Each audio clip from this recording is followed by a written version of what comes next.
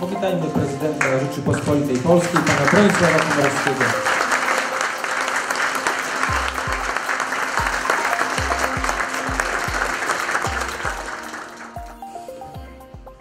Podobno jestem pierwszym prezydentem, który odwiedza zakłady azotowe w Puławach. Jeśli tak jest, to pragnę powiedzieć, że jednak w moim życiu to nie jest pierwszy raz.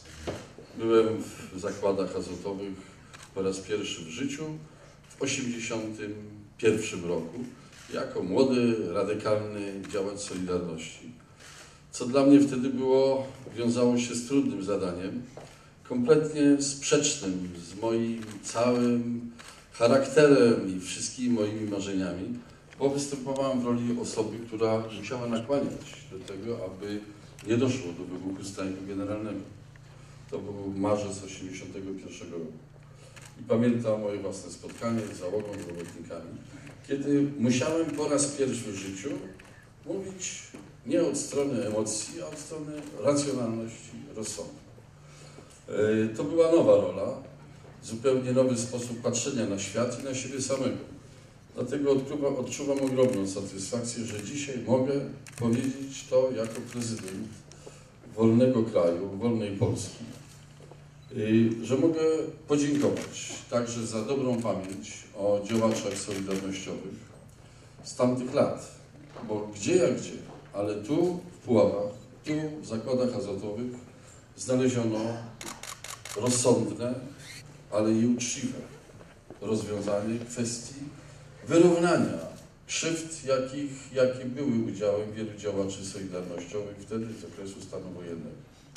Serdecznie dziękuję wszystkim. Wiem, że ma zasługę pan minister Karpiński również w znalezieniu rozwiązania, które zaowocowało tym, że ci, którzy zostali pozbawieni pracy ze względów politycznych w ramach represji, potem zostali już przez spółkę w jakiś sposób objęci procesem pewnej rekompensaty, a więc została stworzona możliwość jakiegoś udziału w tym procesie, który dokonywał się w Polsce, także z uwzględnieniem gdzie indziej partycypacji załogi, prawda, w przekształceniach własnościowych. Serdecznie za to dziękuję i myślę, że to jest wielka zasługa i wielki fundament także solidarnego, uczciwego i sprawiedliwego działania, który jest udziałem Państwa wszystkich do dzisiejszego dnia. Bo przecież zakłady azotowe w Puławach, które zostały utworzone w latach 60. w zupełnie innych realiach ustrojowych, innych realiach gospodarczych, są dorobkiem, który Państwo kontynuujecie. To jest ten rozwijając, doskonaląc i wykorzystując nowe szanse, nowe okoliczności na rzecz wzmocnienia tego wielkiego dzieła polskiej pracy. Warto więc powiedzieć, jeszcze się może podzielę jednym wspomnieniem. Pamiętam z tamtego okresu upiorne wrażenie, jakie robiły te okoliczne lasy, umierające. Ja pamiętam sobie myślałem, nie, Panie Boże, to się nigdy nie zmieni, będzie tylko gorzej. Że to jest nie do naprawienia, że to są straty bezpowrotne. Proszę Państwa, dla mnie dzisiaj przyjazd tutaj do Puław to także okazja, żeby powiedzieć, że właśnie mądrą pracą i decydentów, ale także i środowiska naukowo-badawczego i przy wykorzystaniu wszystkich nowych, sprzyjających okoliczności udało się zrobić coś, co dla mnie graniczy z cudem, to znaczy uratować proces degradacji, zatrzymać proces degradacji, uratować przekonanie, że można i należy rozwijać przemysł, gospodarkę, dbając skutecznie o elementy zrównoważonego rozwoju z uwzględnieniem także i potrzeb środowiska naturalnego. To jest jedna z wielkich zdobyczy także i wolnej Polski, w której te procesy poszły jeszcze głębiej, jeszcze dalej. Ale mogą być dawane jako przykład dobrej, sensownej pracy i w tym obszarze dającej wspaniałe efekty. Wiem, że zakłady miały swoje wielkie i słabsze chwile i trudne chwile, ale one są pokonywane, wszystkie bariery są pokonywane w moim przekonaniu w dobrym stylu. Moja wiedza pozwala na stwierdzenie, że zakłady potrafiły w sposób skuteczny także wykorzystać zupełnie nowe, sprzyjające okazję, jaką było członkostwo w Unii Europejskiej i możliwość łatwiejszego wejścia na rynki zewnętrzne.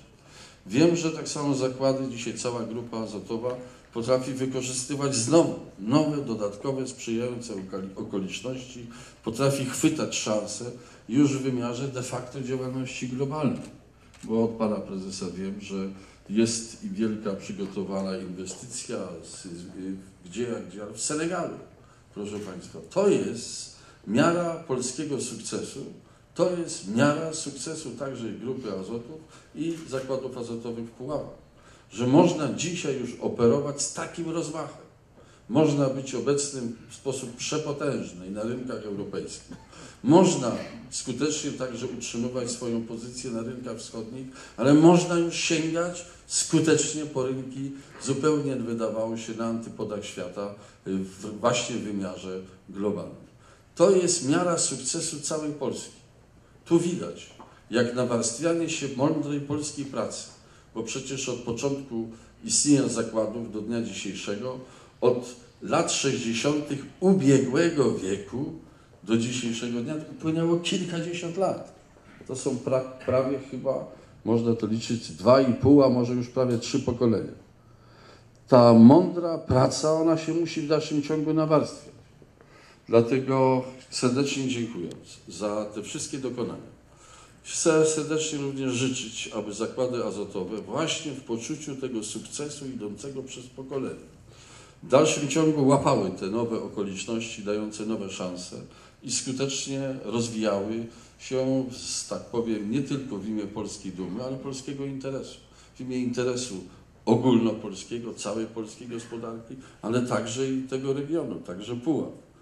Proszę państwa, tu widać, jak nieprawdziwe są opinie o utraceniu szans. Nigdy jeszcze Polska nie miała tak niebywale widocznego rozwoju i tak sensownego rozwoju. Te 25 lat wolności to z jednej strony jest czas wielkiej próby pokonywania gigantycznych trudności i podejmowania gigantycznych wyzwań, przejścia przez głęboki kryzys, ale jednocześnie, proszę państwa, to naprawdę jest złoty wiek. To są złote lata, które docenić warto dzisiaj, a co do których na 125% nasze dzieci, wnuki, a szczególnie prawnuki ocenią to, że to był złoty wiek, który był zasługą konkretnych ludzi, zasługą konkretnej pracy polskiej. Często jest tak, że ci, którzy żyją w okresie Złotego Wieku, tego nie chcą dostrzec albo nie potrafią, bo przysłaniają im problemy, które są normalną rzeczą. Przecież nie wszystkie sprawy są rozwiązane. Ale najczęściej ci, którzy żyją w okresie Złotego Wieku, myślą sobie, że żyją co najwyżej w wieku żółtym. A to naprawdę Złoty Wiek. Proszę państwa, powinniśmy codziennie wszystkim sobie nawzajem i wszystkim innym dziękować za to, że to jest element cudu wolności.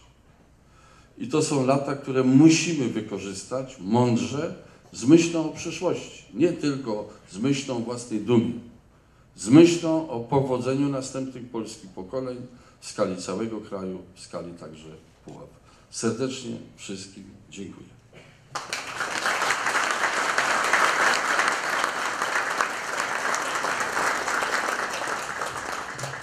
Bardzo dziękujemy, panie prezydencie, za te słowa.